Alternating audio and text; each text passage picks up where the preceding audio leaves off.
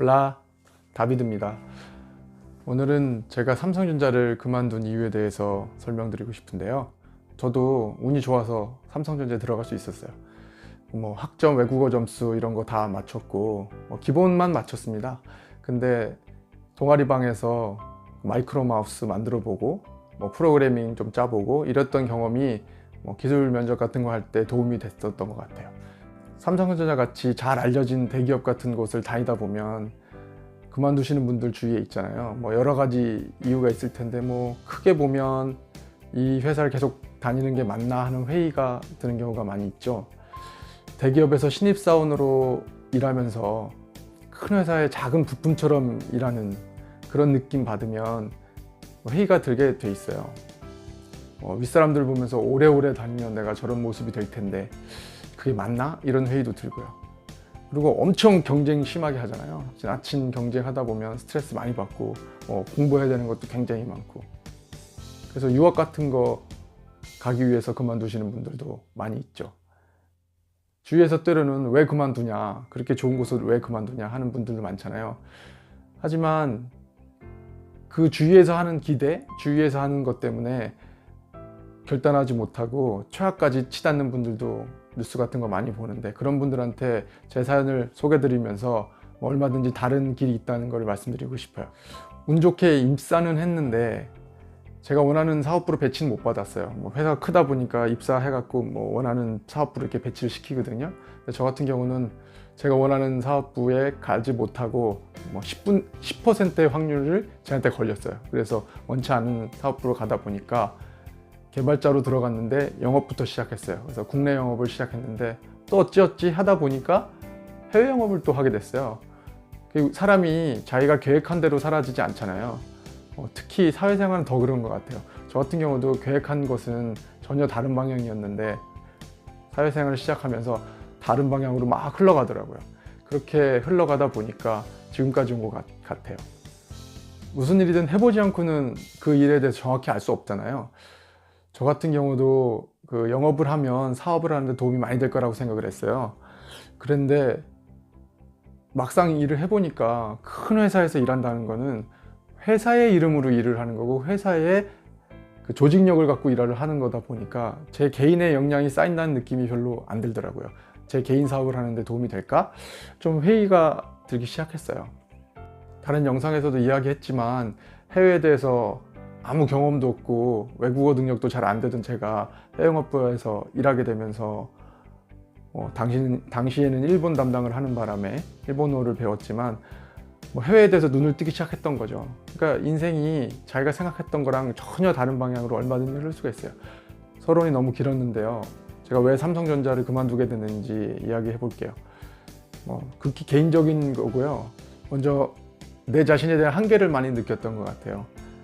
일단 해외 영업부에 가다 보니까 MBA도 많고 해외에서 공부한 사람도 많고 국내 대학도 스카이 출신들이 많이 있더라고요. 그리고 외국어 준비도 잘 돼 있었는데 저 같은 경우는 그런 모든 면에서 많이 부족하게 느꼈어요. 제가 업무 처리하는 거는 부족하다고 느끼지 않았는데 준비가 되지 않았다 이런 생각이 들어서 제 개인적으로 저에 대한 시간, 저를 위한 시간, 투자를 좀 하고 싶다 이런 생각이 많이 들더라고요. 그게 저를 자극한 첫 번째 이유가 됐고요. 두 번째는 직장 생활을 5년 넘게 하다 보니까 직장인 사춘기가 오더라고요. 직장인 사춘기라고 하면 3년 주기, 6년 주기 이렇게도 온다고 하잖아요. 저 같은 경우는 한 5년 정도 되니까 온 것 같아요. 그 회의가 드는 계기는 여러 가지가 있을 텐데 아까도 말했던 것처럼 자기가 하고 있는 업무를 계속했을 때 윗사람들처럼 저렇게 되고 싶지 않다 이런 생각도 들잖아요.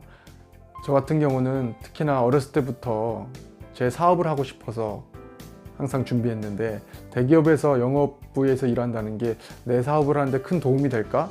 이런 생각을 많이 하게 됐어요. 특히 그 조직의 이름으로, 회사의 이름으로 하다 보니까 제 개인의 역량이 발전한다는 느낌이 없고 이대로 계속 시간을 보내면 안 되겠다 이런 회의가 많이 들었어요. 그러다 보니까 내가 원하는 방향으로 갈 수 없을 것 같다 이런 생각이 드는 거예요.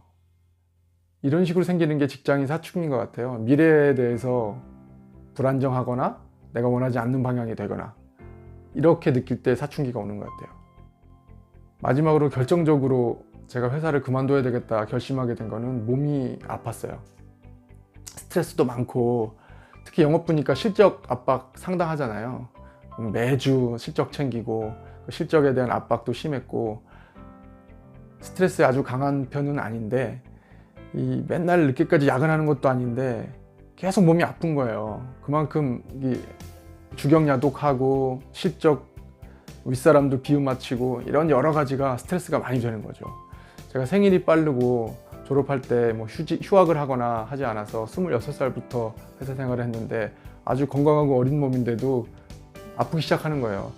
한 3년 정도 됐을 때부터 심하게 아프기 시작했는데 3년 정도 됐을 때 치주 수술했고 4년 정도 됐을 때 대상포진 걸렸고 5년 넘었을 때 결정적으로 허리 디스크가 왔어요. 뭐 허리 디스크 알아보신 분들은 알겠지만 사실 앉아있기 힘든 상황까지 가잖아요. 회사에서 하루 종일 앉아서 일을 해야 되는데 앉아있기가 힘드니 이게 몸이 정상이 아니구나, 이 상태로는 계속 할 수가 없겠구나, 이런 생각이 들더라고요. 뭐 앉아있을 수가 없어서 바닥에다가 매트 깔아놓고 뭐 이렇게 허리 펴고 이렇게 무릎 꿇고 일을 하기도 하고 그렇게 하면서 뭔가 새로운 전환점이 필요하다, 이런 생각을 하게 됐죠. 요즘은 휴직제도 많이 이용하잖아요.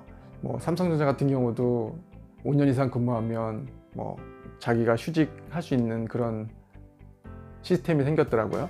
근데 그런 시스템이 없다고 해도 뭐 아이를 낳으면 육아휴직도 가능하잖아요. 그런 시간 어떤 여러 가지 방법을 찾아보셔야 되겠지만 그런 휴직 제도를 이용하는 거 참 좋은 것 같아요. 그러면 굳이 직장을 그만두지 않아도 얼마든지 리프레시 할 수 있고 다시 재충전할 수 있고요. 그래서 결론적으로는 회사를 그만두고 어학연수를 가야 되겠다고 시작했는데 뭐 또 운명이 제 계획한 대로 되지 않는 것처럼 어학연수가 아니라 세계 일주를 하게 됐거든요. 인생이 어떻게 될지 몰라요. 좀 더 유연하게 생각해야 되는 것 같아요. 이거 아니면 절대 안 된다는 생각하고 있으면은 뭐 주변의 어떤 기대 뭐 이런 거에 다 부응하려고 하면 선택을 할 수가 없는 거죠. 나는 죽겠고 몸도 죽겠고 정신적으로 죽겠고 이미 뭐 끝까지 왔는데, 한계까지 왔는데도 그걸 포기하지 못하고 내려놓지 못하면 최악의 경우가 생기잖아요. 내가 아무리 어렵게 얻은 것이고 주위에서 많은 기대를 한다고 해도 자기 스스로 지금이 아니다고 생각하면 얼마든지 떠날 수 있고요. 어려운 상황에서 사면초가인 상황에서 어쩔 수 없다면 뒤돌아보지 말고 그만두는 거, 퇴사하는 거, 지금 하고 있는 일을 그만두는 거, 아무리 좋은 직장이라도 공무원이라도 얼마든지 그 다음 인생이 있고 다른 선택이 있고 다른 길이 있다는 거, 그거 잊지 않으셨으면 좋겠어요. 제가 오늘 드리고 싶었던 가장 큰 메시지는 그런 거였던 것 같아요. 지금 이것이 아니다, 이거 아니면 안 돼 라는 생각은 하지 않으셔도 된다는 거죠. 얼마든지 다른 길이 있으니까요. 이쪽 문이 닫히면 저쪽 문이 열릴 수 있는 거거든요. 오늘은 제가 삼성전자를 퇴사한 사연을 이야기 드렸는데요. 지금 어떤 곳에서 마음이 어렵고 힘든데 어쩔 수 없이 버티고 계신 분들이 있다면, 그로 인해서 몸도 아프고 마음도 아프고 병 들어가고 있다면 얼마든지 다른 길도 있으니까 주저하지 마시고 결단하시면 될 것 같아요. 그럼 다음에 또 만나요. 안녕.